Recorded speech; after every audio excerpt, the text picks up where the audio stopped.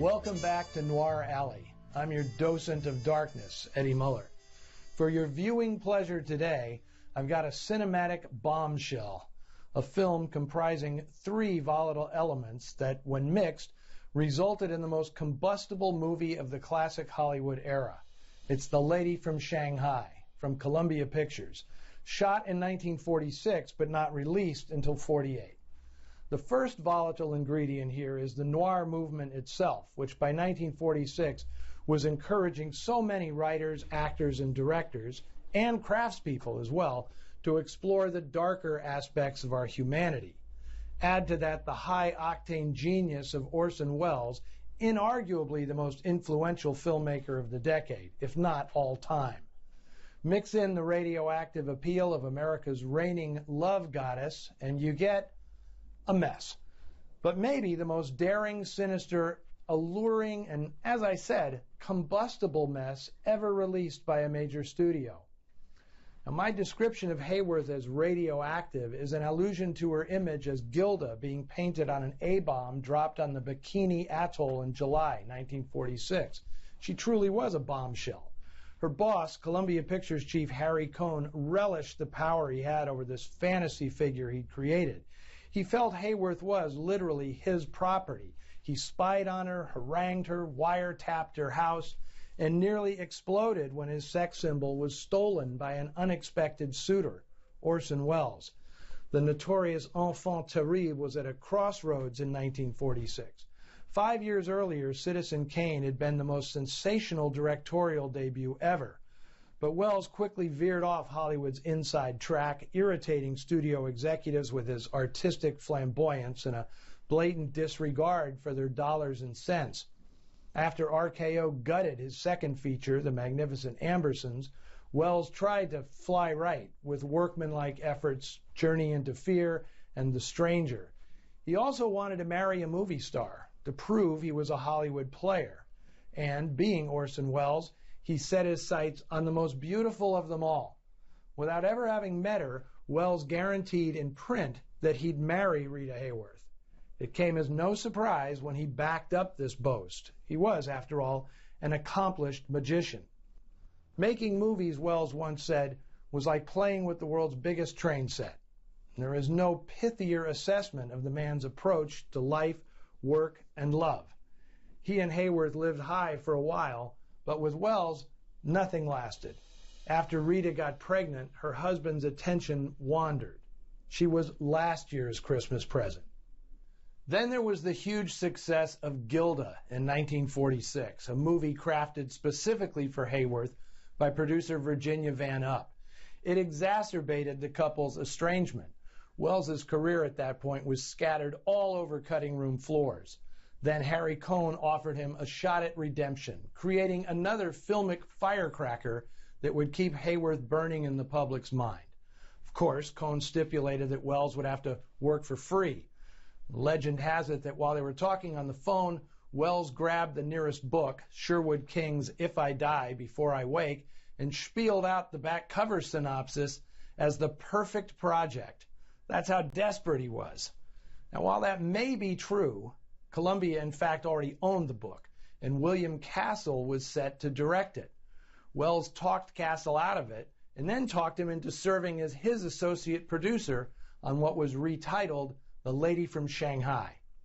Even though he was under Harry Cohn's thumb, Welles managed to rebel. He rewrote The Modest Potboiler, turning a simple thriller set in Long Island into a complex, globe-trotting affair. And Cohn went along, calling Welles's bluff. He gave the erratic genius complete control, letting him write, produce, direct, and play the male lead, and provided him with a healthy $2 million budget. Cohn expected another Gilda, but straight away, Welles pulled the rug out from under the studio. He had Hayworth's famous mane of red hair cropped short, bleached platinum, and finger waved, and the war with Harry Cohn was on. By this time, Welles and Hayworth were estranged, but she agreed to be Welles's puppet for a pragmatic reason. A hit might help fill his barren bank account and get her heftier child support payments once the divorce was final. So Welles set off with an adventurous crew of veteran cohorts and fresh acolytes to begin filming in Mexico in the fall of 1946, while the glow from Gilda was still hot. He borrowed Errol Flynn's yacht and began shooting. An excerpt from William Castle's production diary, dated November 17th, reads, "Cloudy and the heat oppressive. First day of shooting on Lady from Shanghai. The dark clouds seemed like an evil omen." Well, that was prescient. On the first take, assistant cameraman Donald Corey keeled over dead from a heart attack, and it didn't get any better. Production problems on this film would become Hollywood legend, something akin to the deadly journey upriver in Joseph Conrad's Heart of Darkness. Filming shifted to San Francisco and all over Southern California for interminable weeks of retakes.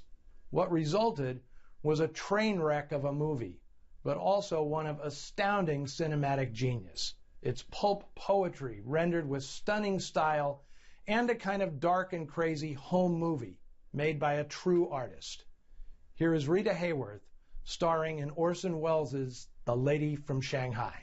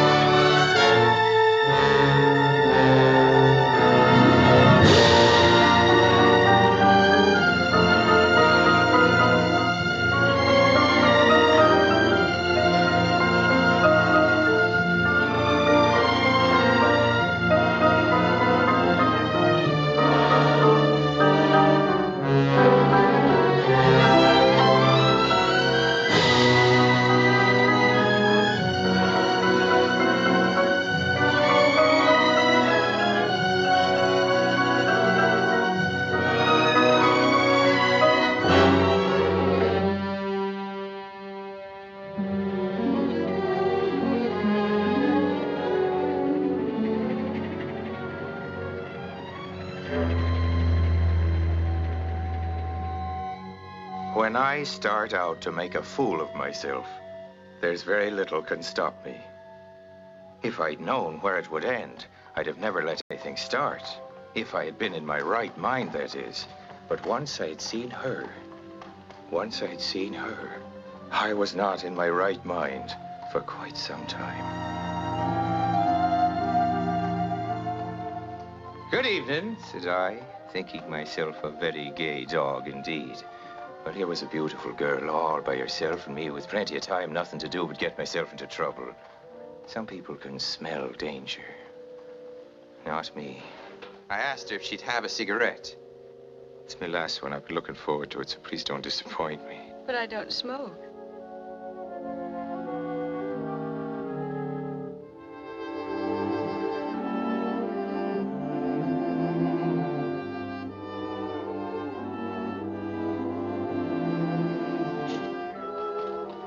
That's how I found her. And from that moment on, I did not use my head very much, except to be thinking of her.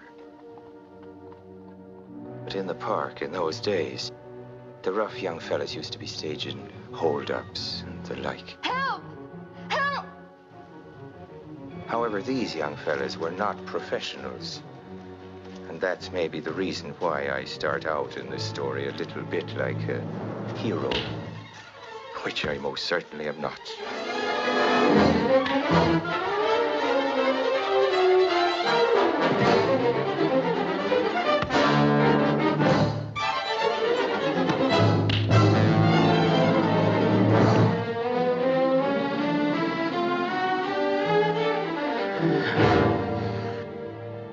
The cab driver was waking up. He was okay, so I borrowed his carriage to drive the lady home. In a short while, she recovered herself and brightened up. What were the things I found to tell her? To get her mind off the scare she'd had, you know, and to set her thinking as well of the brave fella that had rescued her. Rosalie. Fair Rosalie. It's a name I'm after calling. Rosalie? Why not? It's a gorgeous, romantical name entirely. My name's Michael. You're a character. I'm nothing more than a poor sailor man, and him with the princess of Central Park riding along at his side, Princess Rosalie. I want to know, where does the princess come from? I don't know why she should tell you, but... Well, her parents were Russian, white Russian.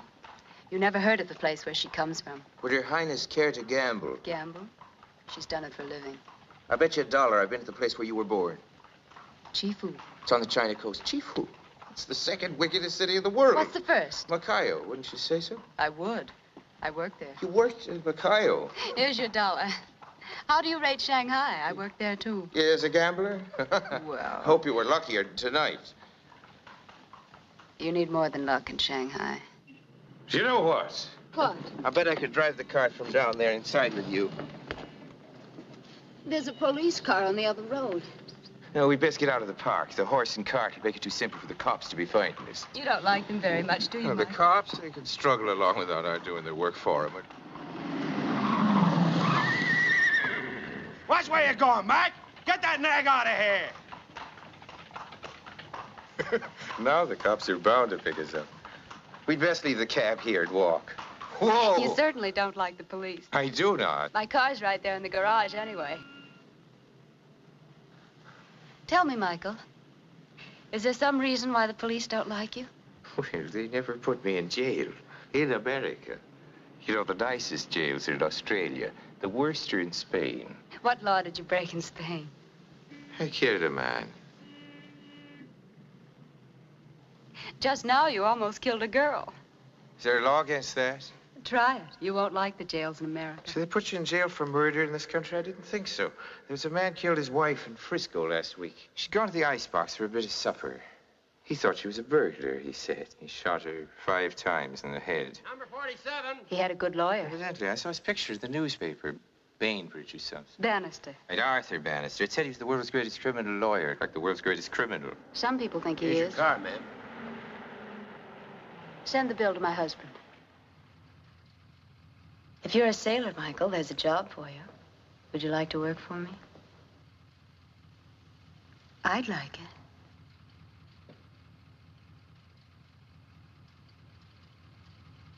it. I'm shipping out tomorrow. So are we, to the West Coast by way of the canal. We're short a man on the crew.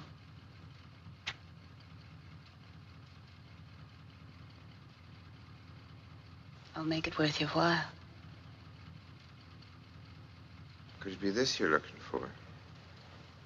You were smart to carry a gun, traveling alone in the park, but if you knew you had the gun in your bag, why throw away the bag? I meant for you to find it. I don't know how to shoot. It's easy. You just pull the trigger.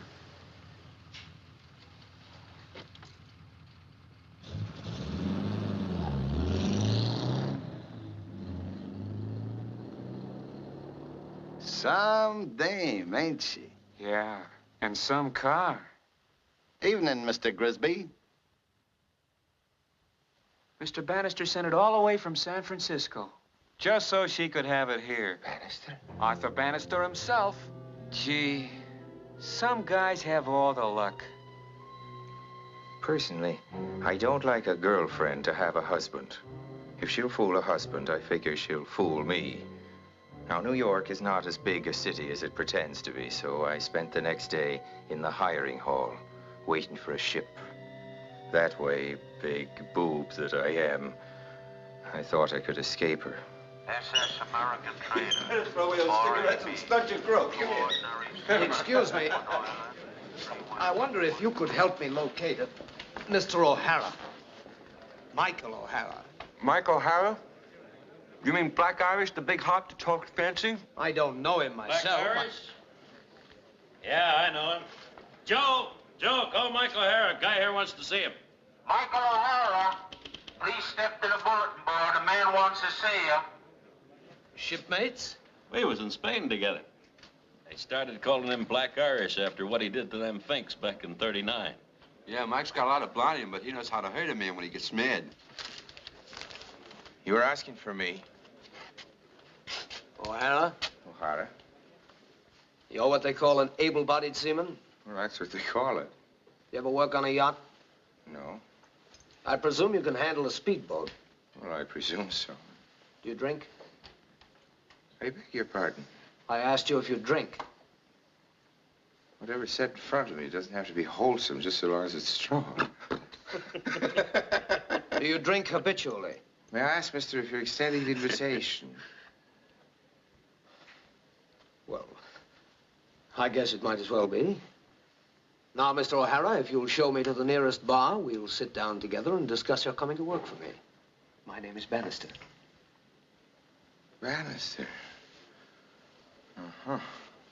Hey, boys, represent Mr. Arthur Bannister, the world's greatest criminal lawyer. He'll get you out of anything. This is Jake Bjornsson and, Goldie, right? Crime Goldfish is the name. Glad to know you, Mr. Bannister's wife sent him to get me. Isn't that right, Mr. Bannister? Now, Mr. Bannister is going to buy us all a few drinks while I entertain myself by refusing to go to work for him.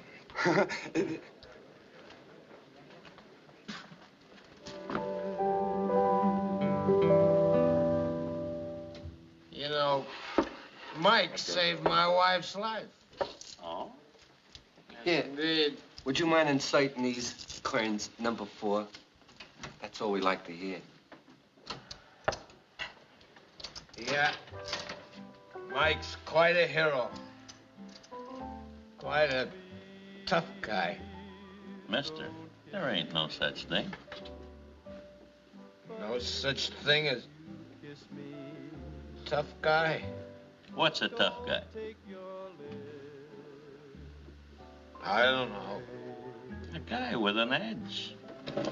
What makes him sing better than me? Something in here. What makes it loud? A microphone. That's his edge.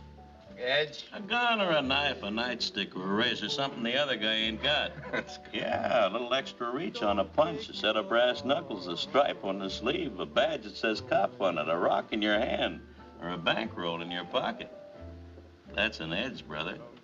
Without an edge, there ain't no tough guy. You hear that, Black Irish? It's true. Well, bear it in mind.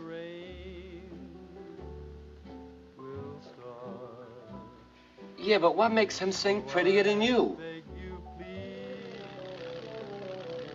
Naturally, someone had to take Mr. Bannister home. I told myself I couldn't leave a helpless man lying unconscious in a saloon. Well, it was me that was unconscious, and he was exactly as helpless as a sleeping rattlesnake. Say, it's nice of you, Michael, to be so nice to me when I'm so drunk.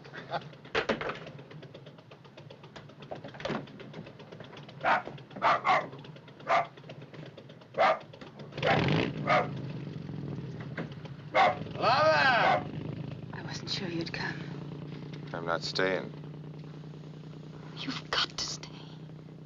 Lover! Gonna be a real nice cruise.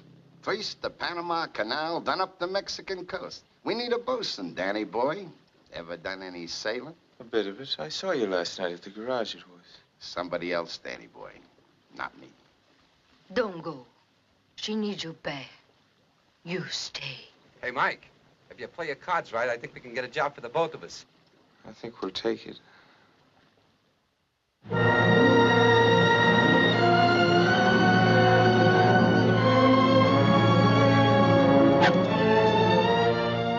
What was I, Mike O'Hara, doing on a luxury yacht, pleasure cruising in the sunny Caribbean Sea? Well, it's clear now I was chasing a married woman. But that's not the way I wanted to look at it. No. To be a real prize fathead like Mike O'Hara, you've got to swallow whole all the lies you can think up to tell yourself.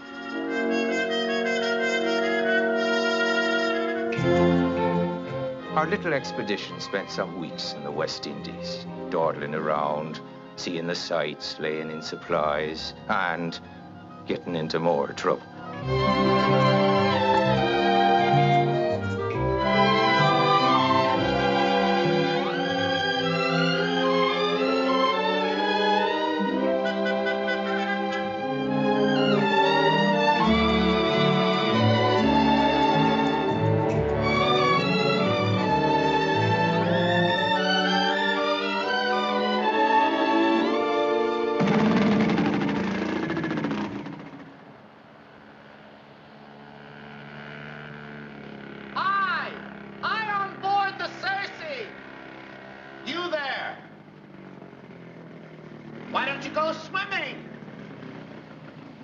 I beg your pardon? I say, why don't you go swimming? I didn't bring a swimming suit along on the job, sir. You ought to the next time. There won't be a next time, sir. I'm quitting. Well, my trunk's out to fetch you. You find him in the locker in the cabin. I suppose you're wondering who I am, fella. I think I saw you in New York. I flew in this morning, by way of Havana. I'm George Grisby, you know. Grisby and Bannister. Where is everybody? On ashore? Well, most everybody. My partner, too? Mr. Bannister? That's right. And the lady? Oh.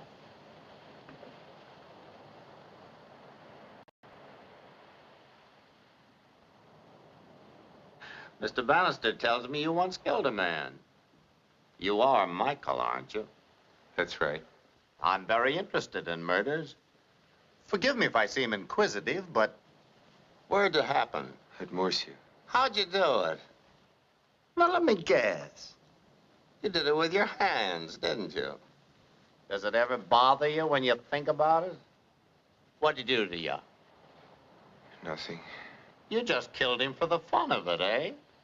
He was a Franco spy. There was a war on at the time. Then it wasn't murder, I suppose. Tell me, would you do it again? Would you mind killing another man? I'd kill another Franco spy. I was on a pro-Franco committee, fella, during the Spanish War. Would you kill me if I gave you the chance?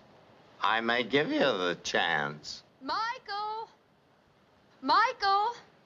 Before Lee went ashore, did he make up some lunch for me? Yes, ma'am. Is there enough for two? I'm sure I don't know, sir. Why don't you ask Mrs. Bannister? You ask her. Would you like a good paste in the eye, sir?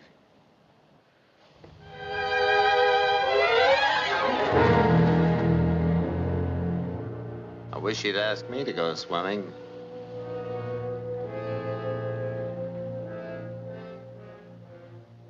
She'll ask you. You wait and see.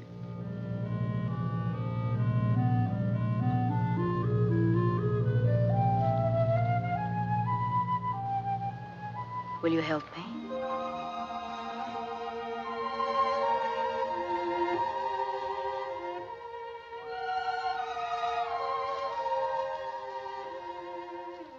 Give me a cigarette. I'm learning to smoke now. Ever since that night in the park, I've been getting the habit. Do all rich women play games like this?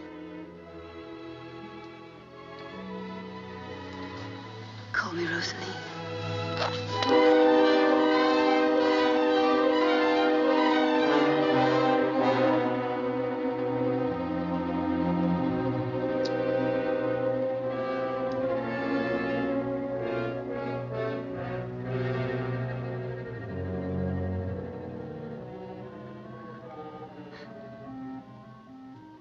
I didn't think you would do that. I didn't either. You're scared, aren't you? You're scared. I'm scared, too.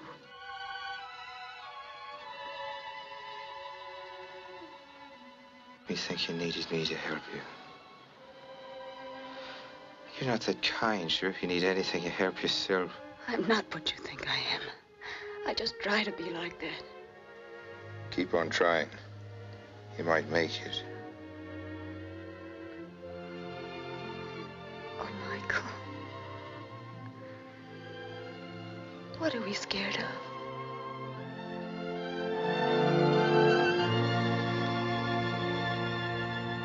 So long, kiddies! Now he knows about us. I wish I did. Bye-bye.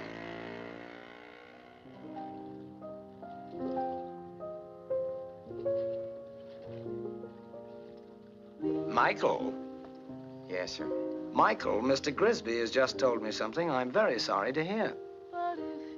Lover, this really concerns you more than anyone else. Don't take your arms away. According to George here, Michael is anxious to quit. Comes a change in weather. Did you know about that, lover?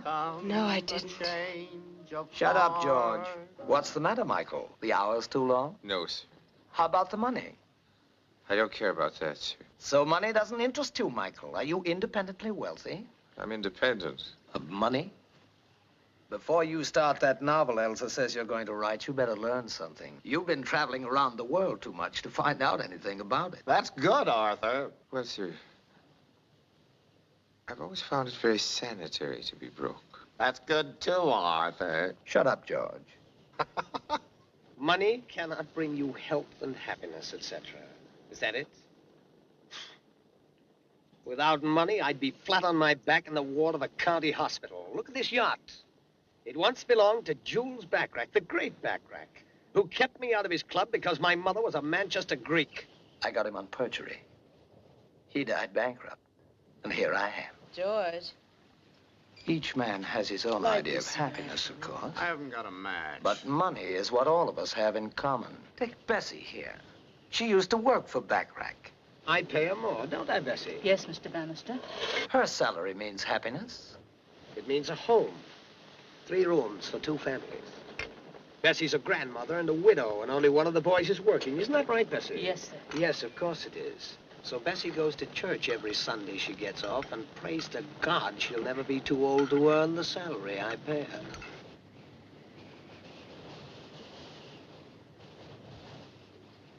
You call yourself independent. Come around and see me 5 years from now. Aye, aye, sir.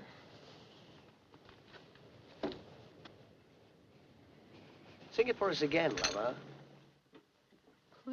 Why do you stand for that, Bessie? I'm quitting. Why don't you? You heard him, Mr. Poet. I need the money. Talk of money and murder. I must be insane. Or else all these people are lunatics. That's why I can't leave. That poor little child he married. Somebody's got to take care of her.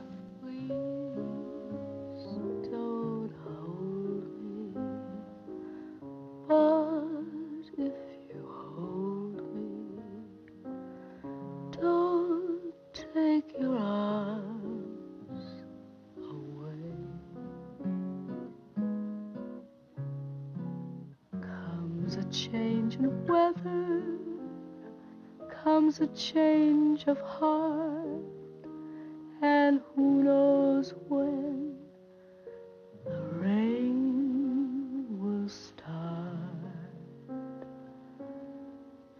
So I beg you, please don't love me, but if you love me, then don't take your lips or your arms or your love away.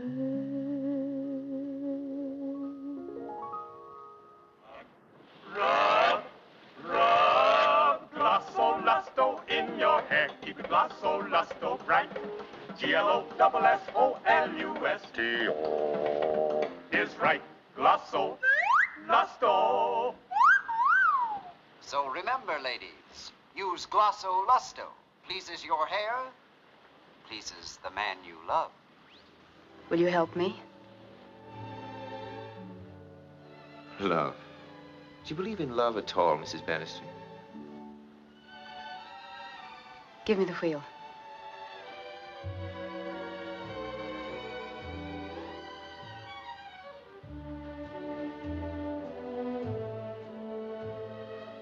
I was taught to think about love in Chinese.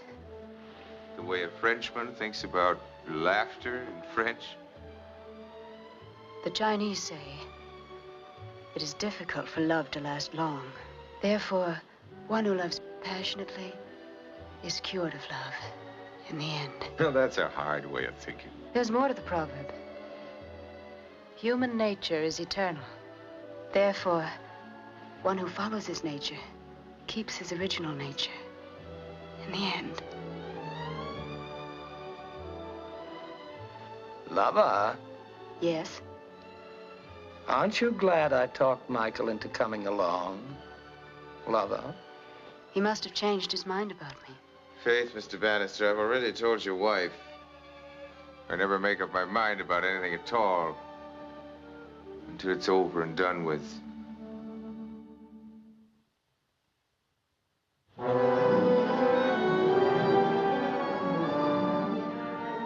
I'd like to, but I can't deny that Mr. Bannister did try to give his wife the things she wanted. She'd said once that she liked picnics. We were on our way up the Mexican coast when he decided to stop and give her one. Well, Mr. Bannister's picnic party was most typical of him. A lot of trouble and a great deal of money went into it, but it was no more a picnic than Bannister was a man. Listen, when you hear what I got for you, you'll say you bought it cheap. Sid, we've worked a lot of cases together. I'll be sorry if we have to make this one the last. But listen, this is There's a plot hot. against my life, correct? I'm going to be murdered. Isn't that the information you're peddling? I'm going to be killed. Why, Sid, don't you think I know about it? All about it? Now leave me alone. I want to enjoy myself.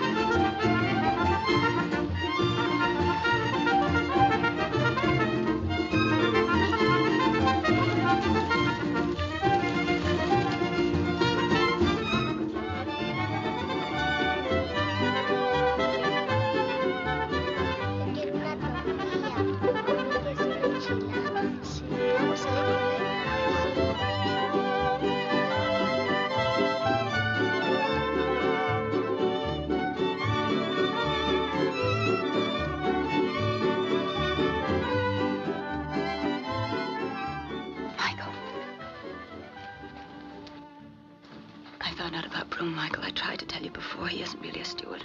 He isn't a good one, that's sure. He's a detective, Michael. My husband hires him to watch me. He wants to fix it so I'll never be able to divorce him. You mean so he can divorce you? I haven't a cent, Michael. He wants to cut me off without a cent. Does that matter so much? I shouldn't see it would. Oh. I told you, sweet, you don't know anything about the world. Well, lately I've been rounding out my education.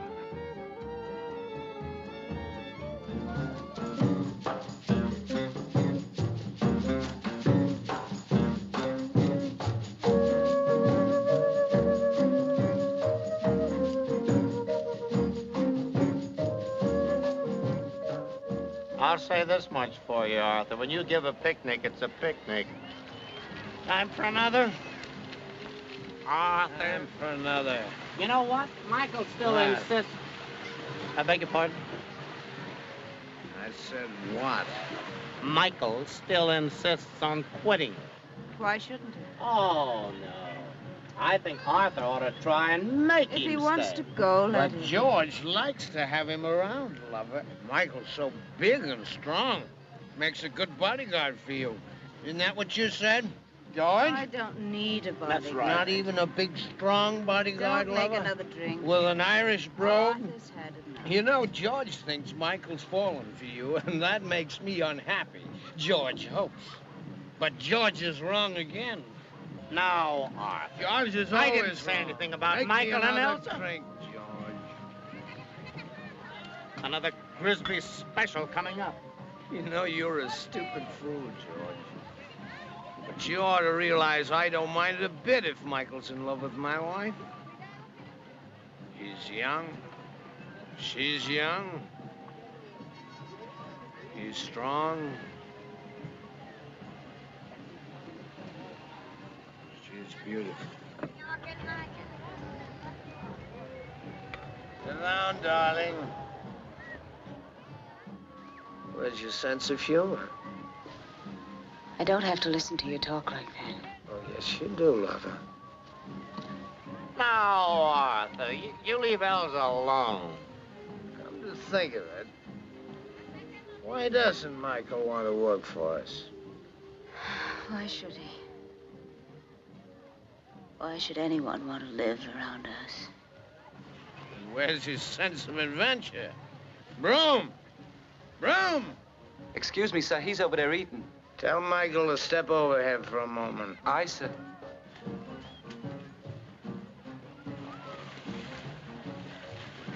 Hey, Mike. They want to see you over there. Mr. Bannister and them.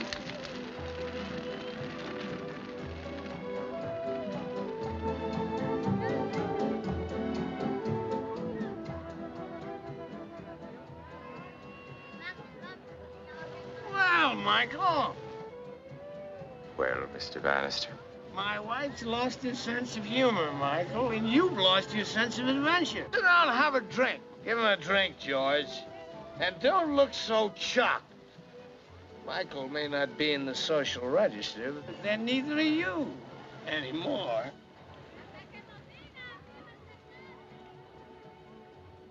Is this what you folks do for amusement in the evenings? Sit around toasting marshmallows and call each other names? Sure, if you're so anxious for me to join the game, I'd be glad to. I can think of a few names I'd like to be calling you myself. Oh, but Michael, that isn't fair. You're bound to lose the contest. We'll have to give you a handicap, Michael. You should know what George knows about me, for instance, if you really want to call me names. And Michael, if you think George's story is interesting, you ought to hear the one about how Elsa got to be my wife. Do you want me to tell him what you've got on me, Arthur?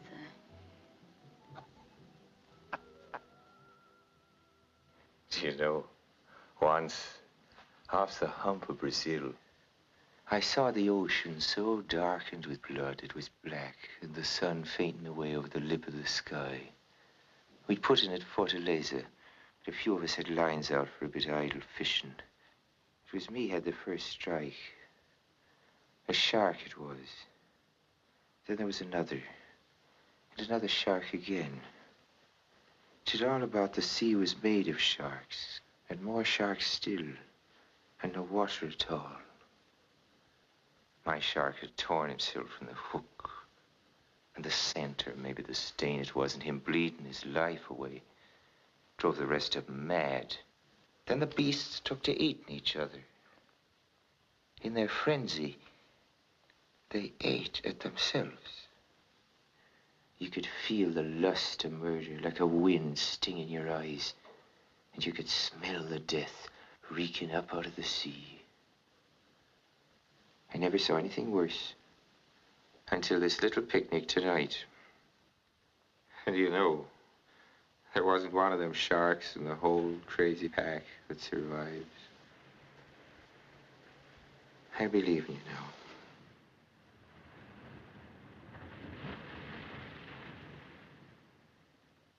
George, that's the first time anyone ever thought enough of you to call you a shark. You're a good lawyer. You'd be flattered.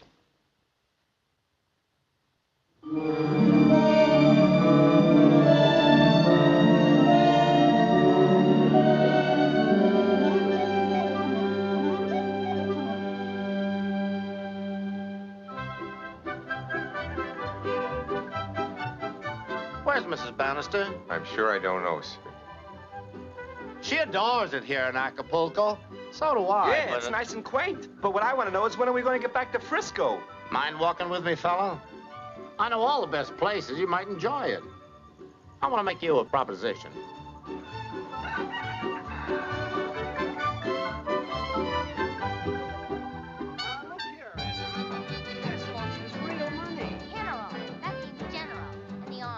Beautiful, isn't it? The beach, you mean, or the tourists? Everything. That is a fair face to the land, surely, but you can't hide the hunger and guilt. It's a bright, guilty world.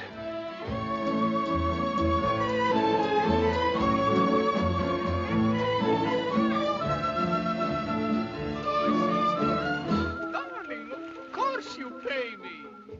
What's your guess, Michael? Think the world's coming to an end? Well, there was a start to the world sometime, so I guess there'll be a stop.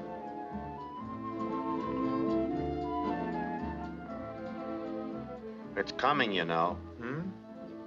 Oh, yeah. Got to come. First the big cities, then maybe even this. It's just got to come. I prefer to be somewhere else, and it does. I will be. That's what I need you for, Michael. To see to it that I'm not around. How'd you like $5,000? What? That's what I said. $5,000, fella. And what do I have to do for it? I'll fill in the details later. Meanwhile, think it over, Michael. It's $5,000. It's yours. All you have to do is kill somebody. Who, Mr. Grisby? I'm particular who I murder. Good boy. You know, I wouldn't like to kill just anybody. It's someone I know. Oh, yeah. But you'll never guess. I give up. It's me. I'm perfectly sober, Michael. I'm willing to pay $5,000 if the job is well done. This is a straightforward business proposition. I want you to kill me. So long, fella.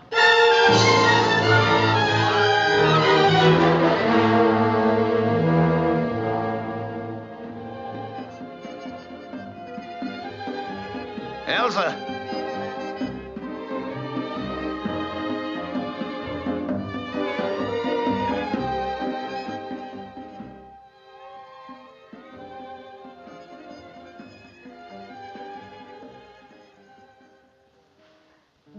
Michael, Yes,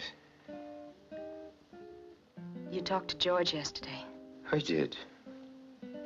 Did he say anything about us? He's afraid the world's going to explode. He talked about suicide.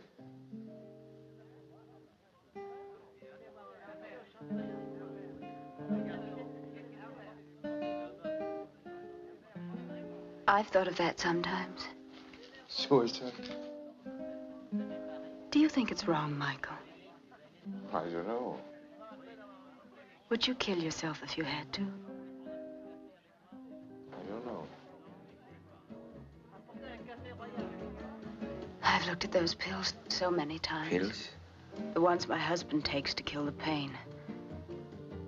And wondered if enough of them would kill my pain. The pain of just being alive? Mr. Grisby wants to be cured of that pain. He wants me to cure him. Mr. Grisby wants me to kill Mr. Grisby. I'm sure he's out of his mind. He's not sane. Neither is Arthur. Your husband can take care of himself. What do you want? Beautiful moon. Nice night for it, ain't it, Mr. O'Hara? You didn't answer me, Mr. O'Hara.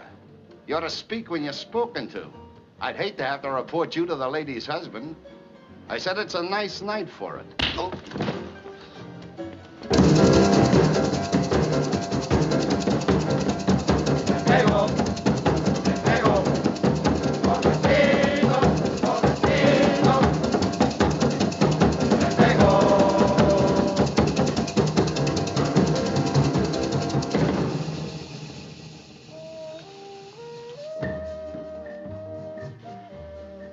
Would you care to dance with me?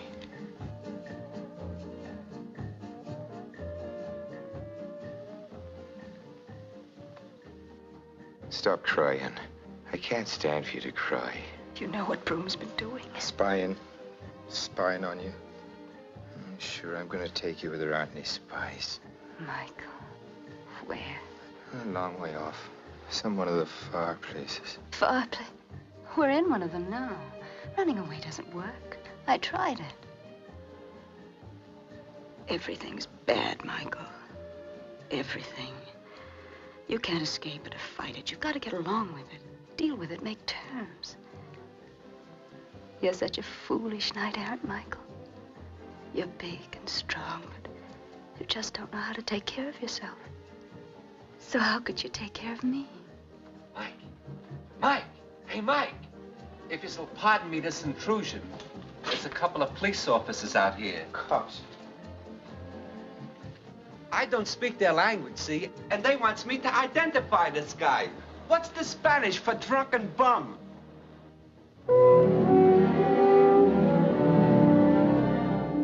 It was early October when we made San Francisco and dropped anchor across the bay from the city in Sausalito. It had been a most interesting cruise, all very rich and rare and strange, but I had had no stomach for it. To begin with, living on a hook takes away your appetite. You've no taste for any pleasure at all but the one that's burning in you. But even without an appetite, I had learned it's quite amazing how much a fool like me can swallow. Please, Michael, be careful. The car's down there. Mr. Bannister's waiting to take you into the city, to San Francisco, but you're not going with him. You're going with me. Michael. You think I can't take care of you? You think I'd be after running off you to a desert island to eat berries and goat's milk? And I'd have to take in washing to support you. Hello, kiddies. There's George. What would you say to $5,000 to get us started? We've got a date with a couple of beers, fella. Arthur was asking for you. He wondered where you'd gone. I won't tell him. You didn't answer my question. $5,000. Goodbye, Michael. Can we start on that? Would you have to take in washing on $5,000?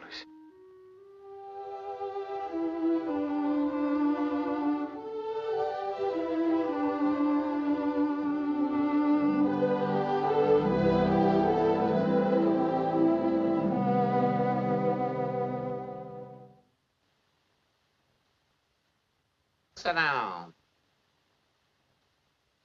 I suppose you're wondering what's behind my little proposition. None of your business, actually, but since we're what you might call partners in crime, I might as well tell you that the firm of Bannister and Grisby is insured against the death of either partner. That means if one of us dies, the other stands to get a lot of money. Thanks. Now leave us alone. Yes, sir. Like some other people we both know, I'm not very happily married. And another thing, frankly, I don't want to be within 1,000 miles of that city or any other city when they start dropping those bombs. Michael, there's been a suggestion we drive you into town. Want a beer before you go? I'll be waiting with Mrs. Bannister in the car. Better meet me in my office. Make it late tonight. What for? $5,000. That ought to take a girl and a sailor on quite a nice little trip. I'll meet you at your office. Do. It's a little paper I'd like you to sign. It's nothing very binding or important, really. Just a confession of murder. Here's to crime.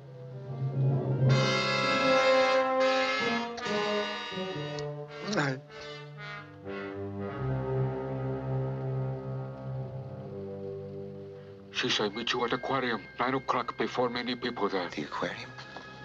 Oh, if you ever need a good lawyer, Michael, let me know. I, Michael O'Hara, in order to live in peace with my God, do freely make the following confession. On the evening of August 9th, that's tomorrow night, fella, I shot and killed Mr. George Grisby, placing his dead corpse in the Sausalito Bay. Just a minute. What you're reading there, am I supposed to have written it? It's your confession. This is the easiest 5,000 you're ever going to earn, fella. Why don't you do it yourself? Commit suicide? Me? Don't be silly. Suicide is against the law. And we're not going to break the law. This is going to be murder, and it's going to be legal. I want to live, but I want to vanish. I want to go away and change my name and never be heard of again. But that costs money. And it isn't easy nowadays. If they're looking for you, they'll find you. Unless they think you're dead. They'll find you even on the smallest island in the South Seas. That's where I'm going to be, fella. On that smallest island. I'll mail the rest to you after the murder. But I want to live on that island in peace. That won't be possible unless the world is satisfied I don't exist. You know, the law is a funny thing, fella. The state of California will say I'm dead. Officially dead. Somebody will say they murdered me. That's what I'm paying you for.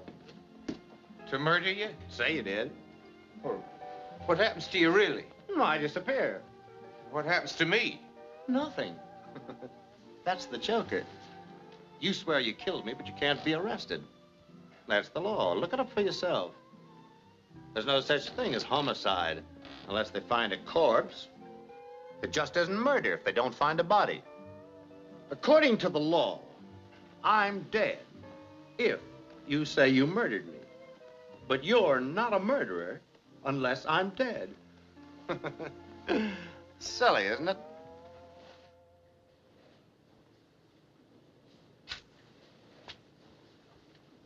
I've never seen an aquarium.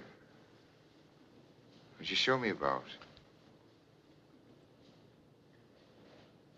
I couldn't think where else we could meet. Only tourists come here and school children. And blubbers? Oh, Michael. Fair You Rosalie. love me very much. I do. Do you still want to take me away with you? Why do you ask me that? Tell me where we'll go, Michael. Will you carry me off with you into the sunrise? Stop tormenting me. I'll take proper care of you. You won't starve. I don't care where it is, Michael. Just take me there. Take me quick. Take me.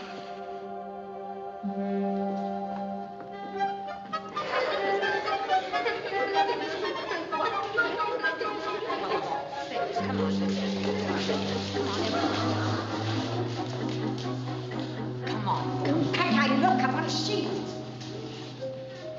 I don't want you to worry about us, Rosalie. Oh, now. Michael, I'm making worried about arrangements. you. The things you said yesterday about money. You didn't sound like you. You're not going to try anything foolish, are you? I'm afraid so. Something very foolish indeed. I, Michael O'Hara, in order to live in peace with my God, do freely make the following confession. Read the last part. That explains the whole of it. We arrived at the boat landing at approximately 10:20. Mr. Grisby said he heard a sound, something suspicious. He said he was frightened of a holdup and asked me to get the gun out of the side pocket of the car just in case. I reached in and got the gun, but I had hardly taken hold of it when the gun went off by accident in my hand. Then I saw that Mr. Grisby was all covered with blood.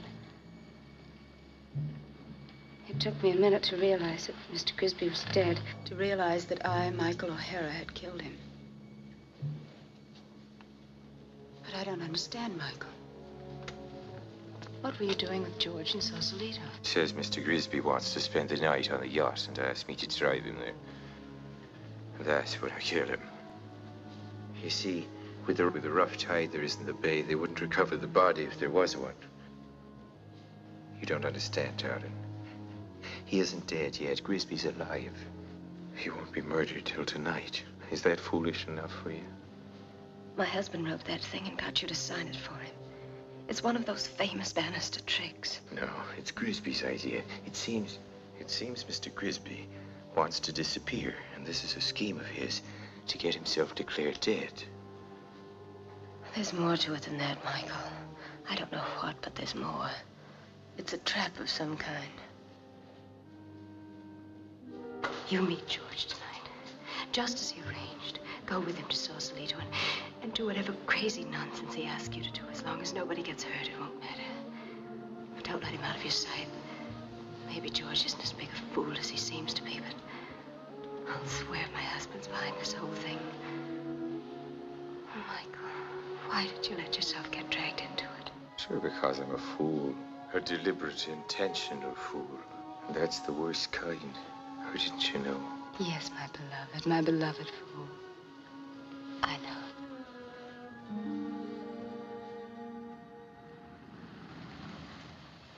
I don't think there's anybody home. Just Broom. Mr. Bannister's in the city, and Mrs. Bannister, I think, went to the movies. Better wait for me in the kitchen. Okay.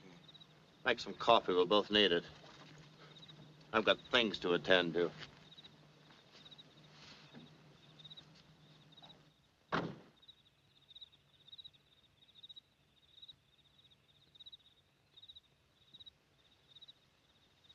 Well, I wonder am I the only one that's on to you and her? Who? Nobody else seems to guess you're sweet on her.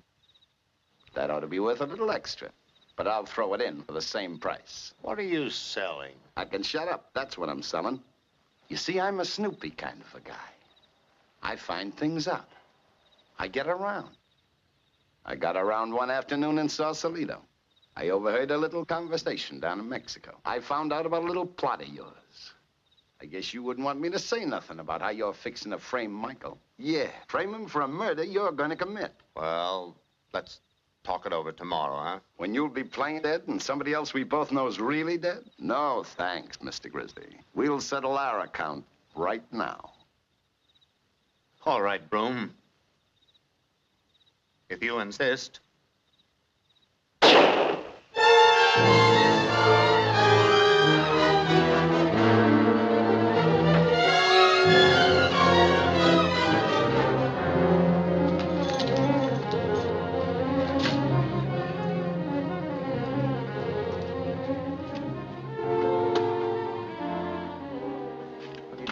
Oh, hello, Michael. I'm Stark. You drive. Were you shooting a gun? Yeah, we're just doing a little target practice. That's what you're gonna say, isn't it? When you shoot the gun down by the boat landing, people come out of the bar to see what happened. You're gonna say, I was just doing a little target practice. Of course, really, you're supposed to have shot me. And later, when nobody's looking, you're supposed to have thrown my corpse into the bay.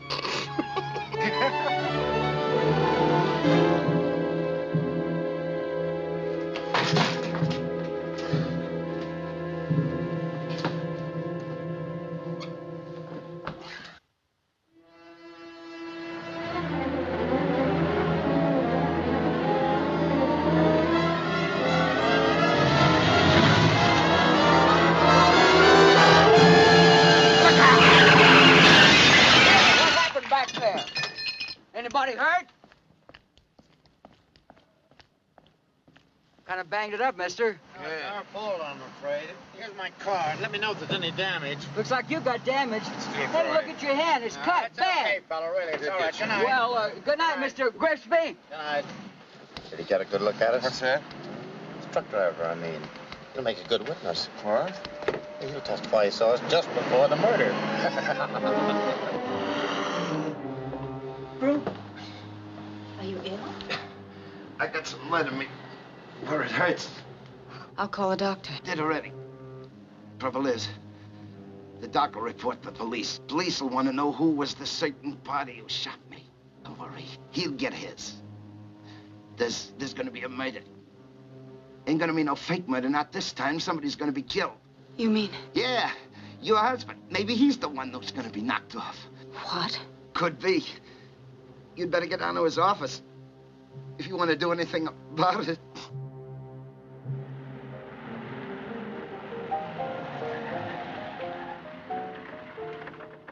What are you doing? Getting blood all over the floor of the car. My blood. It's perfect. If you shot me, there would be blood, fella, see? Now, when you get back to the garage, start washing out the blood stains.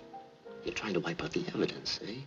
But be careful not to do such a good job that they can't analyze the stains. He's just trying to wash that out. Now, come on, get the guns in the glove compartment. Good. Come on now, let's go.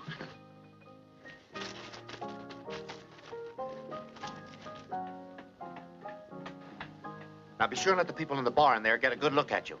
They're bound to ask about the shooting. Just say you're doing a little target practice. Be sure and wait until you hear the speedboat get away. Understand? Where are you going? Give me that cap. What are you laughing at? Wait and see.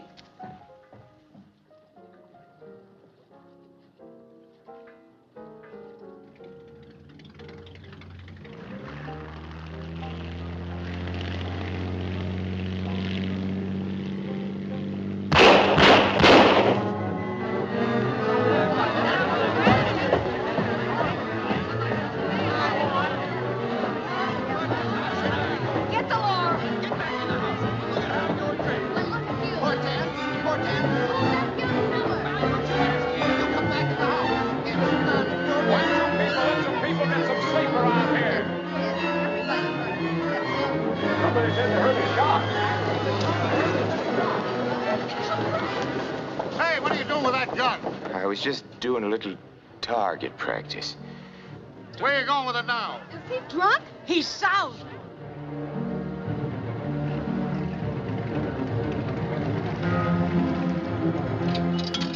San Rafael, please. San Rafael, please.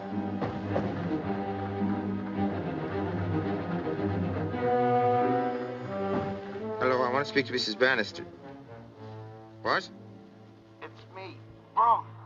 Get down to the office, Montgomery Street. You was framed. Grisby didn't want to disappear. He just wanted an alibi. And you're it. You're the fall guy. Grisby's gone down there to kill Bannister. Now! Hello? Hello? Hello?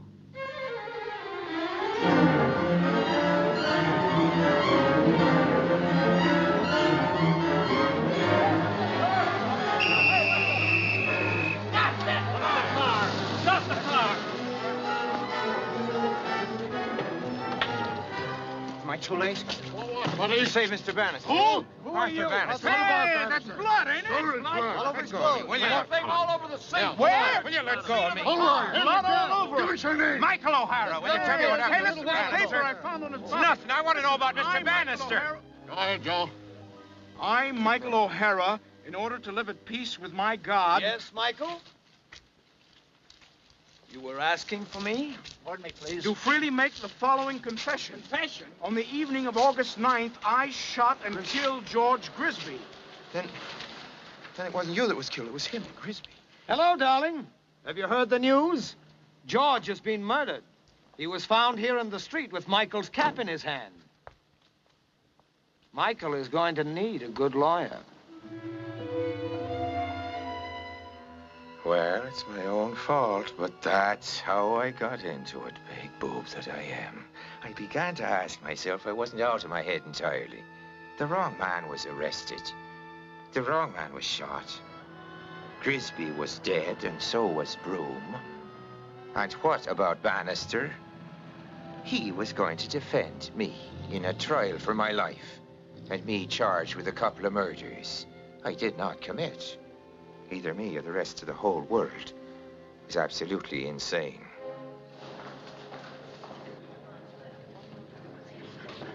You know my associate, Mr. Seeley, dear. He's Hello. arranged for your pass into the jail.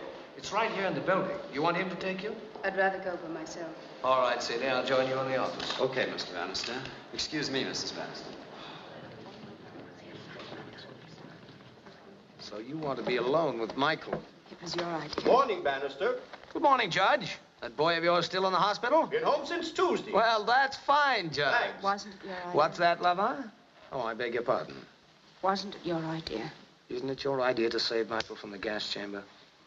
And Arthur Bannister is the only one who can do it. What do you think? Be sure and get Hello, Galloway. Hi, Bannister. How's tricks?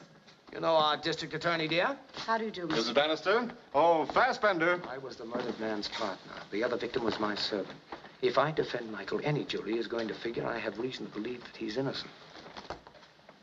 And you have reason to believe that Michael is innocent?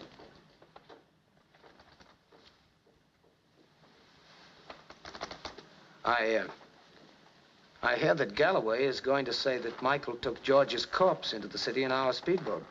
But he didn't. We can prove... Prove? George couldn't have taken it. Why not? Well, how could he get back? Back where? To the yacht, naturally. The speedboat couldn't have driven itself. Or maybe it was George's ghost. Maybe the boat just drifted back. Now, lover, Michael has got to plead excusable homicide. But you can prove he didn't do it with his gun. They already know it wasn't Michael's gun that killed George. The gun that did kill George can't be found, lover, so we can't prove that Michael didn't shoot it. And it was Michael's gun that killed Broom. Now, Michael is going to need everything that the greatest living trial lawyer can do for him. Our good district attorney over there has worked up a beautiful case. The truck driver, the fat saloon keeper down at the docks, they'll be effective witnesses. And he'll know how to handle them. And then there's this crazy confession. But Michael has an explanation. Explanation? You think it's funny? Funny? You mean that story about how George hired Michael to kill George? To pretend to kill him. Really? Why would George want to disappear? Michael said something about partnership insurance. What? Partnership insurance. Which he, George, wanted to collect. Yes, yes. And he, George, wanted everybody to think he was dead. Yes. Dead so that he could collect the insurance. Yes. Well, if he was dead, how could he collect? Now, lover, if your Irishman doesn't want to go to the gas chamber, he's going to have to trust me. But you... do you trust him? I wouldn't trust him with my wife. You want to make sure he doesn't get off, don't you? I've never lost a case, remember? Besides...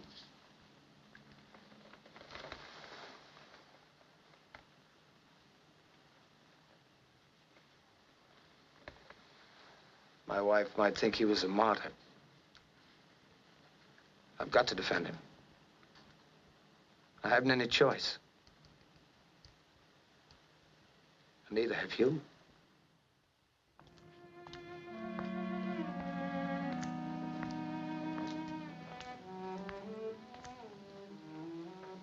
Hello.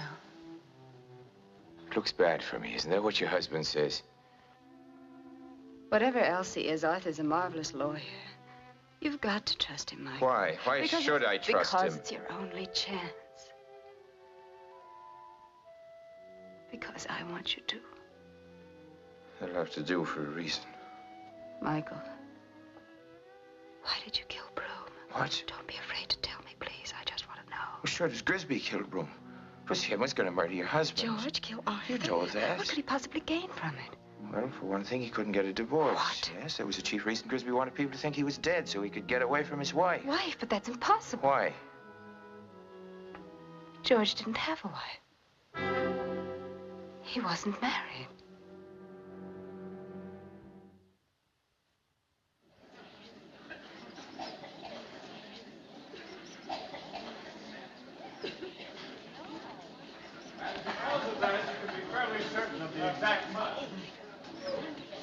Mrs. Bannister, hey, I saved a seat for you. Would you gentlemen please move over? Thank, don't you? Oh, I just wanted to look at her. Sit down. Question calls for the operation of the officer's mind. Sustained. Very well. In the interest of saving time, we'll proceed. As I'm sure Officer Peters is most anxious to go home to his wife and family before returning to duty. Now then, Officer Peters, except for the blood, the clothes were dry. Yes, sir. They were dry. Yet the defendant stated in his confession that he threw the body into the bay. Your Honor, the district attorney isn't cross-examining. He's making speeches. That simply isn't so. I move for the declaration of mistrial. These are grounds that the jury is being prejudiced. These are some of the great Bannister's trial tactics in appeal for sympathy. District attorney is beginning to get vicious. When you two gentlemen get over your argument, tell me who won. Then I'll decide on the objection. Objection sustained. Your witness, Mr. Bannister. No questions. Except, yes. Officer Peters, I don't wish to keep you from your wife and children any more than the district attorney who was so concerned about them a moment ago.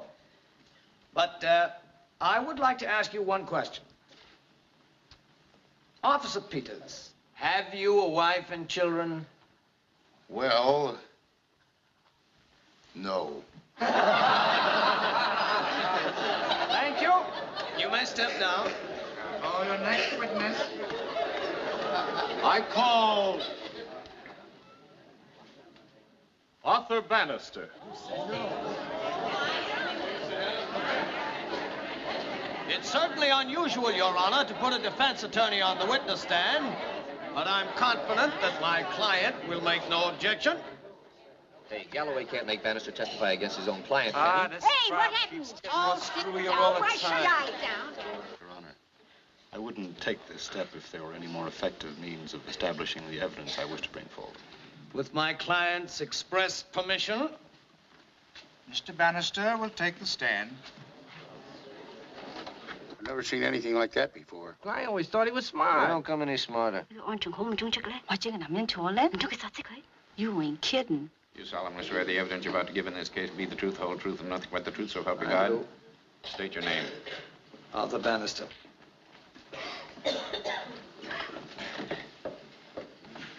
Mr. Bannister, you are a member of the bar. I am. And have been for a number of years. That is correct. The defendant, Michael O'Hara, worked as a member of the crew of your yacht. Yes. Did he seem happy in his job? I beg your pardon? You had your back turned Did and he seem happy in his Reasonably job? so. Did you get that answer? I did, sir. Reasonably so. As a matter of fact, wasn't he threatening to quit? Yes. Did you know, Mr. Bannister, that right after the murders, we found the defendant's bags packed and everything put away in readiness for an immediate departure? Yes. Well, in your experience as an attorney, would this not indicate premeditation? The district attorney is again making speeches, Premeditation and plan making for flight? speeches and drawing conclusions. I am not drawing you conclusions. You are drawing Now, conclusions. gentlemen. And he is asking improper questions in Improper order to questions, influence Your the Honor, jury. I think- And I must ask I'm Your afraid- Honor to declare a mistrial. Overruled. Exception. No further questions. Would Your Honor kindly explain to the jury that since the district attorney has placed me in the position of a witness, that I am permitted, as the defense attorney, to cross-examine myself? These are more of the persuasive Mr. Bannister's trial tactics. The jury is so instructed. Question. Mr. Bannister, did the defendant say anything as to why he had taken the job? Answer. Yes, Mr. Bannister. He reminded Mr. Bannister that Mr. Bannister had to go to the Seamen's Hiring Hall and use his persuasive powers to convince the defendant to take the job. Question. Can you think of anything else, Mr. Bannister, that is relevant to this inquiry? Well, I found this boy to be clean-cut, courageous, resourceful, honest, hard-working. Question. Now, Mr. Bannister, please answer the question yes or no. Can you think of anything else that is relevant to this issue? Answer. No. Very well. Thank you, Mr. Bannister. You may step down. Your Honor, I have a subpoena for a witness who was present in the courtroom. May I have the bailiff serve it at this time? Bailiff will serve the subpoena.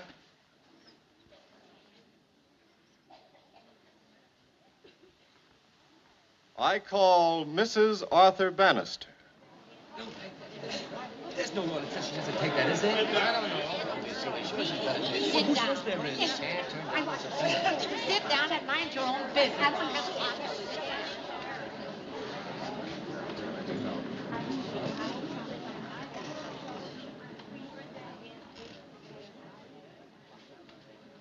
Raise your right hand. Do you solemnly swear the evidence you're about to give will be the truth, the whole truth, nothing but the truth, so help you God? State your name. Mrs. Arthur Bannister. Mrs. Bannister, did you ever have guards to police your house or the yacht on which you've just made a cruise? No, Why? we never felt the need of it. You have no children, have you? I have no children. You have no children. So you were never concerned about kidnappers, is that correct?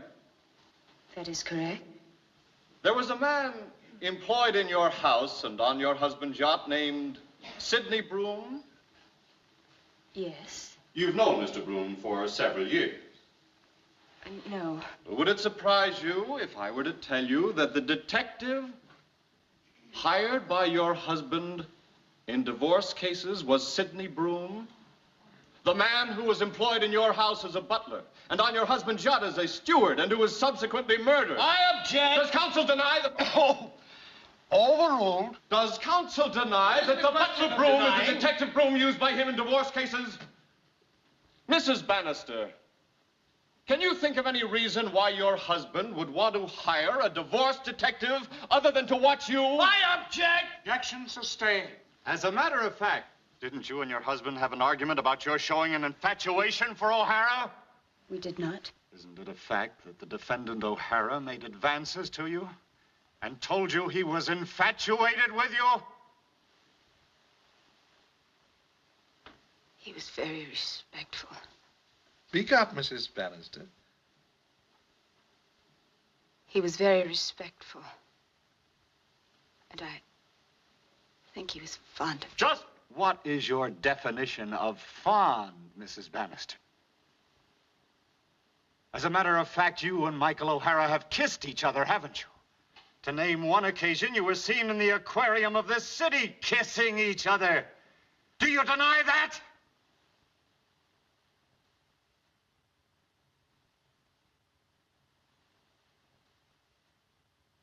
No.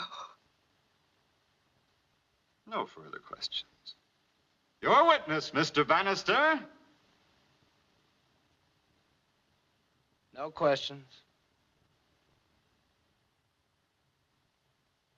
The State Department has refused any comment. Meanwhile, here in San Francisco, the fate of Black Irish O'Hara, notorious waterfront agitator whose trial for the murder of socialite George Grisby has held the front pages these recent weeks, remains undecided, as the jury, already out 7 hours, has still to return a verdict. The whole Black Irish case, according to well-informed sources here...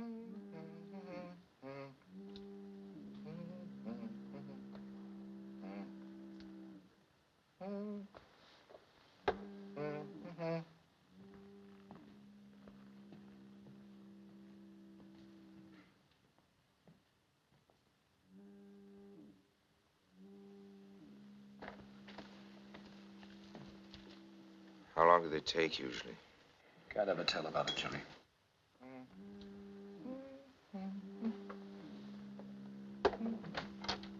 Excuse me, Your Honor. Oh, yes? The jury's coming out now. Oh, thank you, Officer McNulty.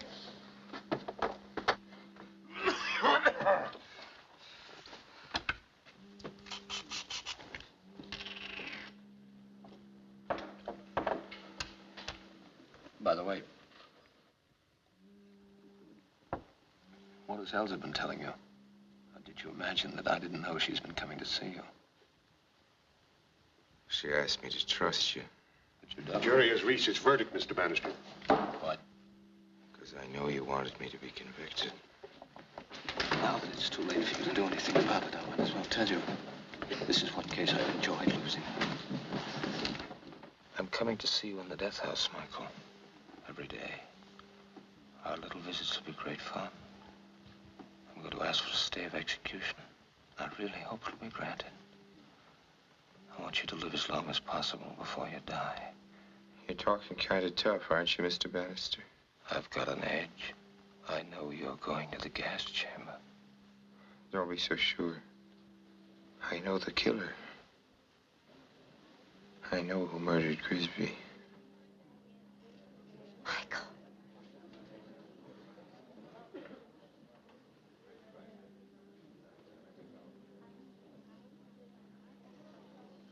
Ladies and gentlemen of the jury, have you arrived at a verdict? We, the jury. Hey, wait a minute. Bison Films!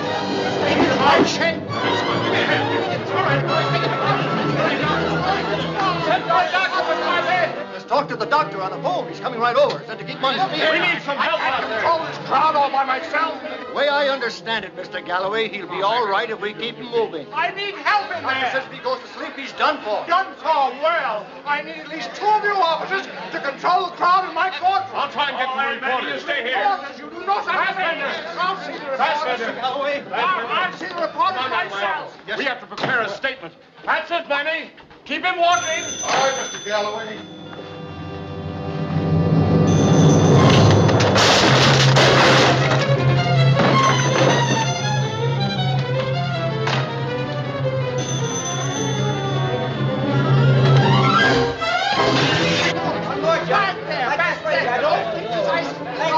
No pictures, please, now.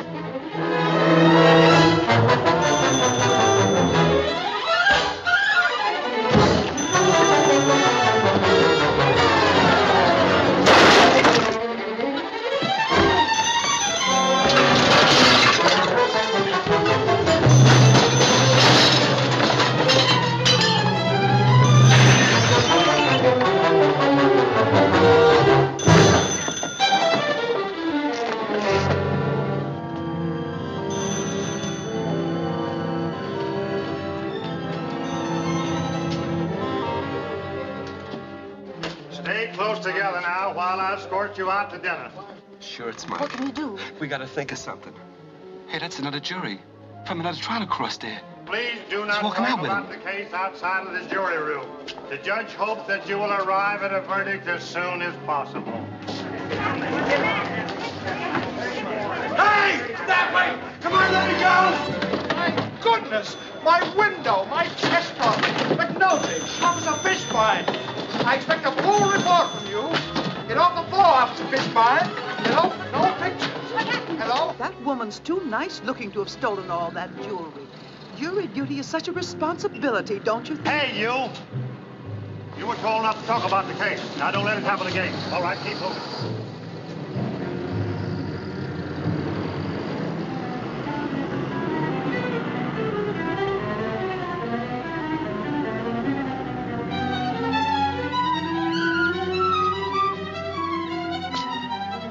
Elsa!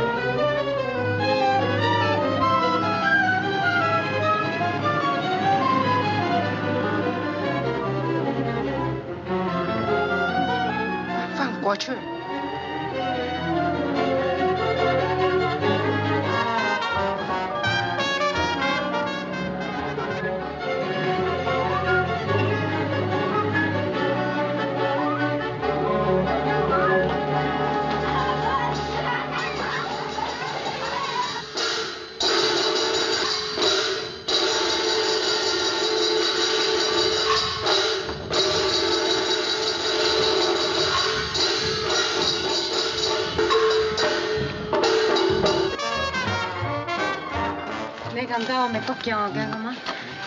Cô hướng của ai hay doán thôi. 頂住啊！你件四印入去。佢仲下配。一張票。個西人坐喺邊處啊？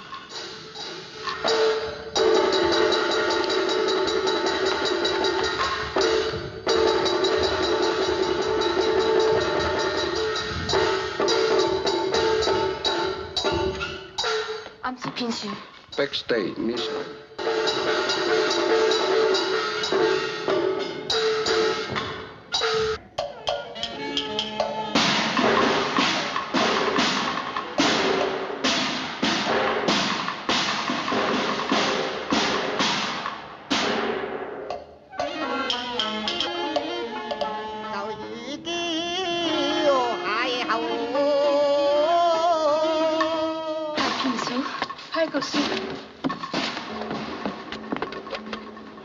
安心理獎。呢獎住講，打俾住啊！打我羅，約嗰個肉嘅人，打我羅。Hello Lee。Hello， 我係李剛。唔該你幫助我。我哋係油花，但係快冚窿嘅法律都幫助你。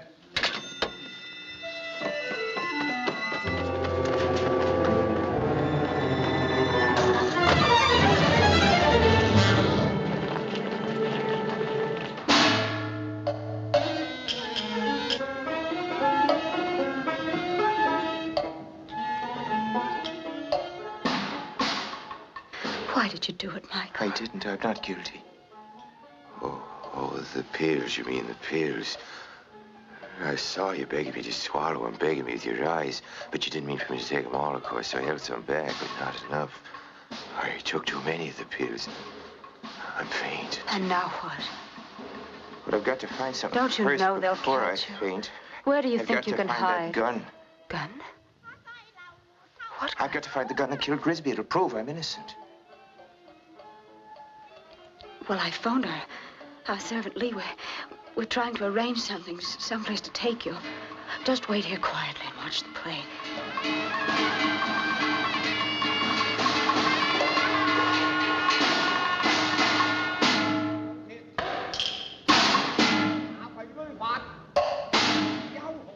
The police.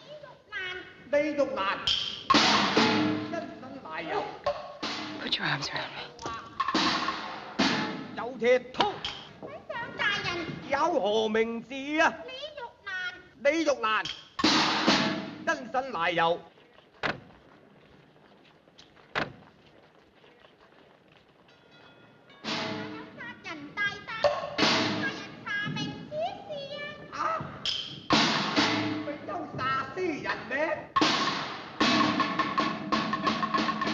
Don't move.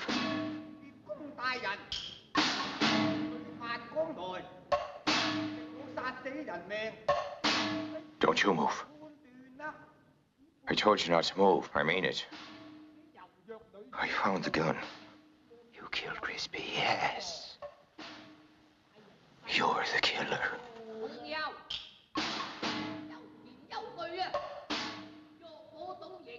Ladies, Harold.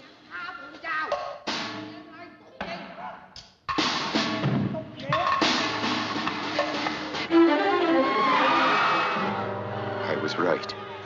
She was the killer. She killed Grisby. Now she was going to kill me. Her servant Lee and his friends smuggled me out in the darkness and hid me where I'd be safe from the cops. Not safe from her. One of the Chinese worked in an amusement park. It was closed for the season. An empty amusement park makes a good hideout. And she wanted me hidden. Well, I came to in the crazy house. And for a while there, I thought it was me that was crazy. After what I'd been through, anything crazy at all seemed natural. But now, I was sane on one subject, her. I knew about her. She planned to kill Bannister. She and Grisby. Grisby was to do it for a share of Bannister's money. That's what Grisby thought. But of course, she meant to kill Grisby, too, after he'd served his purpose. Poor howling idiot. He never even did that. He went and shot Broom, and that was not part of the plan. Broom might have got to the police before he died. And if the cops traced it to Grisby, and the cops made Grisby talk, he'd spill everything, and she'd be finished. So she had to shut up Grisby, but quick. And I was the fall guy.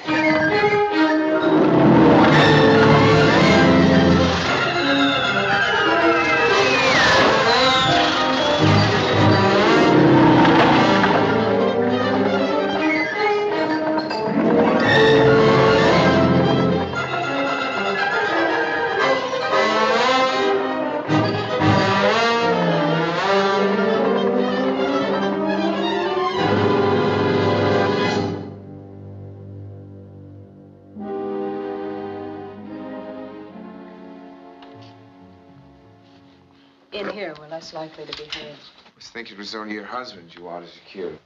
Why don't you try to understand? George was supposed to take care of Arthur, but he lost his silly head and shot Broom. After that, I knew I couldn't trust him. He was mad. He had to be shot. And what about me? We could have gone off together. Into the sunrise. You and me, or you and Grisby. I love you. One who follows his nature keeps his original nature in the end. But haven't you heard ever of something better to follow? No.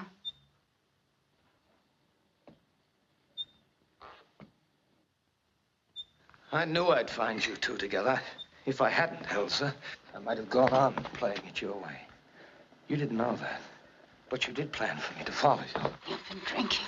I presume you think that if you murder me here, your sailor friend will get the blame, and you'll be free to spend my money. Well, dear, you aren't the only one who wants me to die.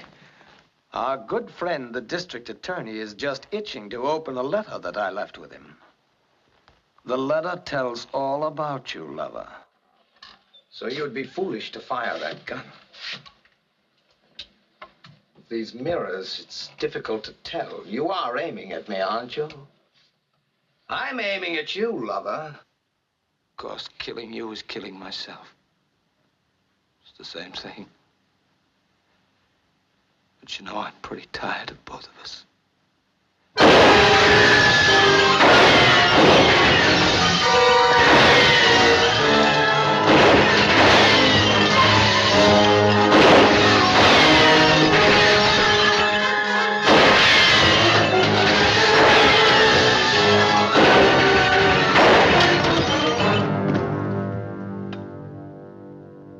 You know, for a smart girl, you make a lot of mistakes.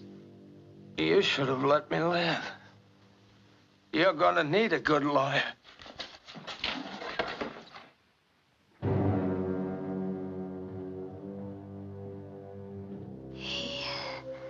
George. No, me. Like the sharks, mad with their own blood, chewing away at their own selves. It's true. I made a lot of mistakes. You said the world's bad. We can't run away from the badness, and you're right there. But you said we can't fight it. We must deal with the badness, make terms. And didn't the badness deal with you? And make its own terms in the end, surely. You can fight, but what good is it? Goodbye.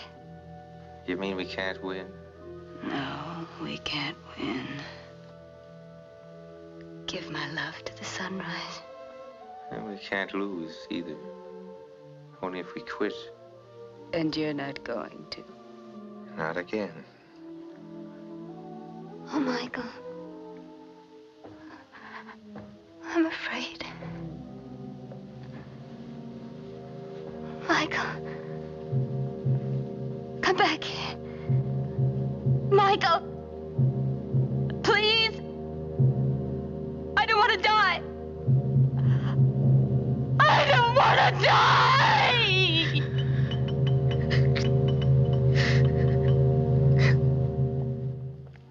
I went to call the cops, but I knew she'd be dead before they got there. And I'd be free. Bannister's note to the DA'd fix it. I'd be innocent officially, but that's a big word, innocent. Stupid's more like it. Well, everybody is somebody's fool. The only way to stay out of trouble is to grow old, so I guess I'll concentrate on that.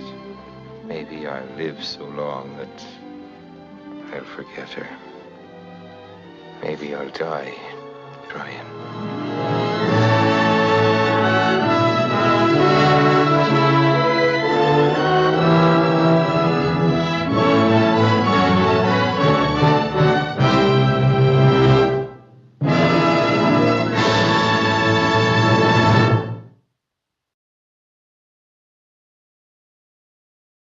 When Orson Welles delivered the rushes of The Lady from Shanghai to Columbia, it all seemed a sprawling mess.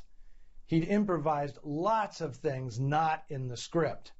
Harry Cohn assigned producer Virginia Van Up and editor Viola Lawrence to help Welles whip the film into shape.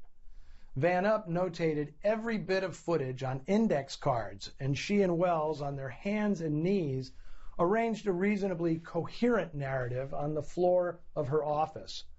A lot of footage was spent on the now legendary Crazy House scene that climaxes the film. None of it, except the film's final shot, was actually done in San Francisco's legendary Playland at the Beach. It was all constructed by special effects man Lawrence Butler, who'd made magic for 1940's Thief of Baghdad.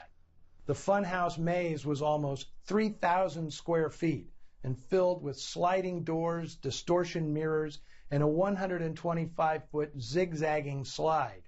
Cameraman Charles Lawton made a number of trips down it to capture Welles's subjective point of view. 80 plate glass mirrors were constructed, some of them of two-way design to accommodate filming through them. Welles loved this scene so much he actually helped construct and paint the set. The end result was a scene that ran more than 10 minutes, almost one entire reel. In the end, it was pared down brilliantly to a dazzling 4 minutes. Eventually, as he usually did, Welles walked off the film before post-production was finished. Van Up and Lawrence fashioned a bumpy 88-minute ride out of what Welles had once envisioned as a 155-minute epic. When Harry Cohn saw the final cut, he shouted, "I'll give $1,000 to anybody who can explain this thing to me." Welles and Hollywood never meshed after he achieved narrative perfection with Citizen Kane right out of the gate. After that, he became obsessed with poetic inspiration, and he rarely mustered the patience required for conventional coherence. As for his on-screen depiction of his soon-to-be ex-wife, Welles treated Rita Hayworth like fallout from that atomic bomb test.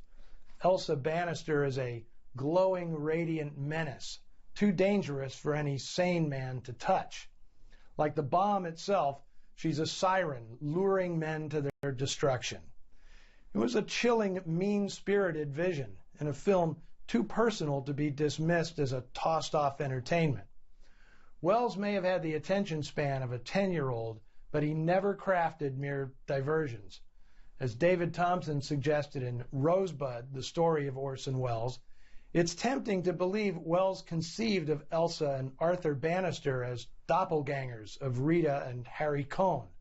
In real life, as in the film, Welles left them to each other once he realized that he wasn't the man who'd rescue the princess from the monster.